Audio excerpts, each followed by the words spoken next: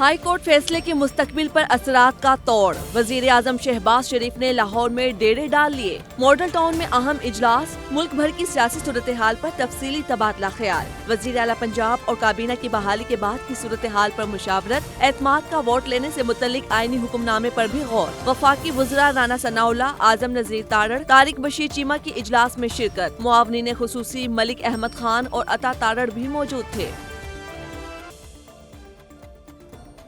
عمران خان کی رہائش گاہ سیاسی سرگرمیوں کا مرکز، چیئرمین پی ٹی آئی سے پارٹی کے مرکزی رہنماؤں کی ملاقات، پنجاب اسمبلی کی تحلیل سے متعلق مشاورت، ملاقات میں لاہور ہائی کورٹ کے فیصلے کے بعد کی صورتحال کا جائزہ لیا گیا، عام انتخابات کی تیاریوں کے حوالے سے بھی لاہے عمل، ارکان اسمبلی بھی عمران خان سے ملے، سابق وزیر اعظم سینئر صحافیوں سے بھی ملیں گے۔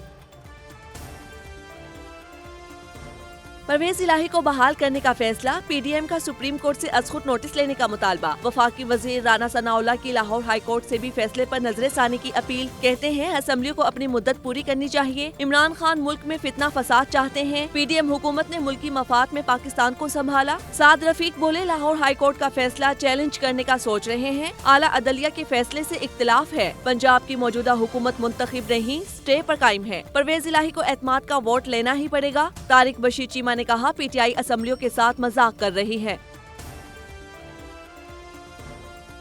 پی ٹی آئی رہنما فواد چوہدری کہتے ہیں موجودہ نظام میں کسی کی عزت نہیں بچی، پارلیمان ربڑ سٹیمپ ہے، ایک ٹویٹ پر 45 پرچے ہو رہے ہیں، اپنے ٹویٹ پر انہوں نے لکھا کہ تخریب کاری واپس آ گئی ہے اور معیشت بھی تباہ ہے۔ فواد چوہدری نے الزام لگایا کہ سینئر بیوروکریٹس کو دفتر میں بند کیا جا رہا ہے۔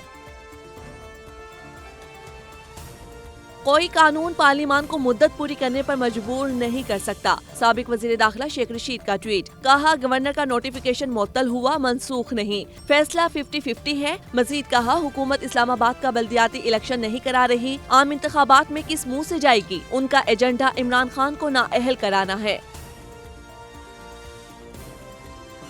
پرویز الہی جیت گئے، عمران خان چاروں شانے چت ہو کر ڈھیر، وزیر بلدیات سندھ ناصر شاہ نے کہا کہ پرویز الہی عمران خان کو بیوقوف بنا سکتے ہیں، عوام کو نہیں، پی ٹی آئی اگر سنجیدہ ہے تو خیبر پختونخوا اسمبلی تحلیل کرے، وزیر اطلاعات سندھ شرجیل میمن بولے پی ٹی آئی سیاسی جماعت نہیں، نوٹنکی کرنے والوں کا ٹولہ ہے، عمران خان نہیں چاہتے کہ پاکستان کی معیشت چلے۔ قائد مسلم لیگ نون نواز شریف سے وفاقی وزیر تعلیم رانا تنویر کی لندن میں ملاقات، ملک کی مجموعی معاشی اور سیاسی صورتحال پر تبادلہ خیال، رانا تنویر حسین نے کہا نواز شریف ہمیشہ کی طرح پاکستانی عوام کو ریلیف فراہم کرنے کے لیے فکر مند ہے، عمران خان کی پالیسیوں کی وجہ سے عوامی ریلیف مشکل ہو گیا۔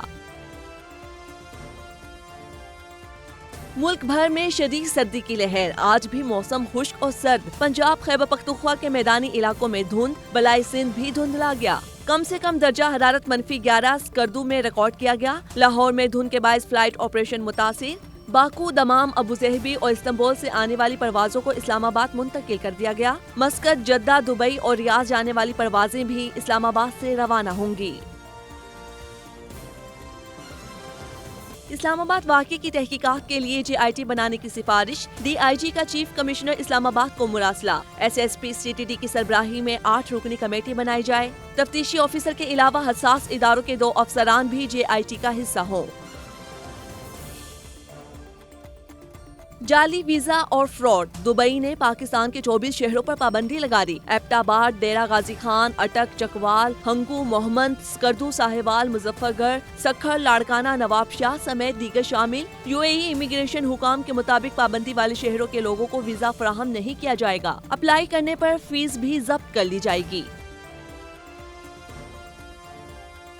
وزیر اعلیٰ بلوچستان کو ریکارڈنگ پر کام کرنے والی کمپنی کے سی ای او کا ٹیلی فون، معاہدے پر آئندہ ماہ کوئٹہ میں تقریب کے انعقاد پر اتفاق، مارک بیریسٹو نے کہا عبدالقدوس بدنجو کا معاہدے پر واضح موقف قابل تحسین ہے، وزیر اعلیٰ نے کہا ریکارڈنگ پاکستان اور بلوچستان کی تقدیر بدلنے کا منصوبہ ہے، علاقے کی سماجی ترقی کے منصوبوں پر ترجیحی بنیادوں پر عمل درآمد کا آغاز ہوگا۔ قرضوں میں جکڑا ہوا پاکستان بجلی بحران کا شکار ہے، بد امنی کو ختم کر دیا تھا، اب پھر سر اٹھا رہی ہے، وفاقی وزیر احسن اقبال کا تقریب سے خطاب، کہا پاکستان جس حالت میں پہلے ملا تھا اب بھی اسی حالت میں ملا، نئے منصوبے لگانا تو دور، پہلے منصوبوں کو مکمل کرنے کے لیے پیسے نہیں ہیں۔ متنازع ٹویٹ کیس، اعظم سواتی نے ضمانت کے لیے اسلام آباد ہائی کورٹ سے رجوع کر لیا۔ سینیٹر نے ضمانت بعد از گرفتاری کی درخواست دائر کر دی۔ درخواست میں موقف اختیار کیا گیا کہ کسی ادارے کو بدنام کرنے کا کوئی ارادہ نہیں تھا۔ تفتیش مکمل ہونے کے بعد بھی پروسیکیوشن کے پاس اعظم سواتی کے خلاف کوئی ثبوت نہیں۔ اسپیشل جج سینٹرل نے اعظم سواتی کی ضمانت کی درخواست مسترد کر دی تھی۔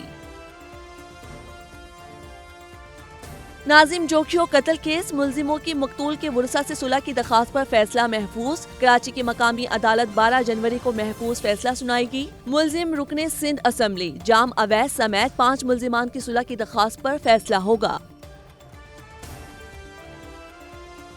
غریب کے لیے 2 وقت کی روٹی کا حصول بھی مشکل ہو گیا۔ آٹے کی قیمتیں آسمان سے باتیں کرنے لگیں۔ سستا آٹا دستیاب ہی نہیں، 20 کلو آٹے کا تھیلا 2400 روپے تک پہنچ گیا۔ بلوچستان حکومت کی جانب سے فلور ملز کو سرکاری گندم فراہم نہ کی جا سکی۔ شہریوں نے مطالبہ کیا ہے کہ حکومت آٹے کی فراہمی کو یقینی بنائے اور قیمتوں کو کنٹرول کرے۔ راولپنڈی شہر سے تجاوزات مافیا کا خاتمہ کیوں نہ ہو سکا، وجہ سامنے آ گئی۔ میونسپل کارپوریشن کے اہلکار کی جانب سے ریڑھی بانوں سے رشوت وصولی کا انکشاف۔ ٹی ایم اے اہلکار الیاس کی ریڑھی بانوں سے بھتہ لینے کی ویڈیو سامنے آ گئی۔ ذرائع کے مطابق الیاس مبینہ طور پر بھتہ وصول کر کے افسروں کو پہنچاتا تھا۔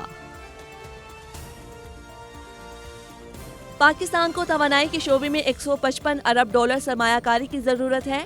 ایشیائی ترقیاتی بینک کی انرجی آؤٹ لک رپورٹ جاری۔ پاکستان کو توانائی کے شعبے میں گردشی قرضے جیسے شدید مسائل کا سامنا ہے۔ پاکستان میں 3 ٹیرا واٹ بجلی متبادل انرجی کے ذرائع سے پیدا کرنے کی صلاحیت ہے۔ پاکستان میں 3 ارب ٹن کوئلے کے ذخائر موجود، پھر بھی سالانہ 15 لاکھ ٹن کوئلہ درآمد کیا جا رہا ہے۔